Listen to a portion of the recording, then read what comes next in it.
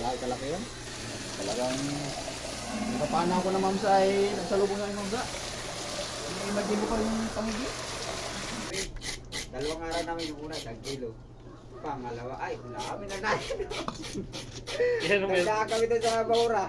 Kahit puyat, balik tayo din, putang ilang wala man lang tayong ano, pagbalik namin ilang oras lang ha. Ako agad kami, nakalibo agad.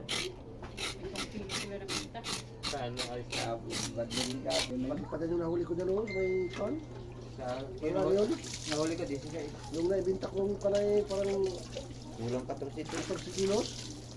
Yung nahuli ko, 16. Dalawang ulo, sabi ko nga. Ay, naman malaki dyan eh, baka babae ito eh. Kira mo, sabi rin para ang malaki niyan kung yung may kasama yung lalaki. May siya. Babae yung isa, lalaki yan. Maliit yung isa dito, Tawagin mga ito ng lang asawa siguro niya, sa kanya, lalaki kaya yan. kaba. Kasama yung pag... Ganyan din yung sa akin na sarap pala, talagang bungting ang napala ko. Ganyan ang bungi. Kita ko din kay Panyo yung sa akin kay yan ay 60 lang kilo. Yun ang bungi kay Dudong, ganyan. Bless nyo lang. Kita siga tayo na mag-bless niya. Talaga masigilan, sa akin yung 16 kilos.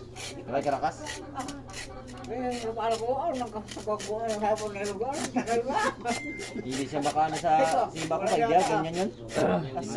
Ay, mahaba man yung titiran ko.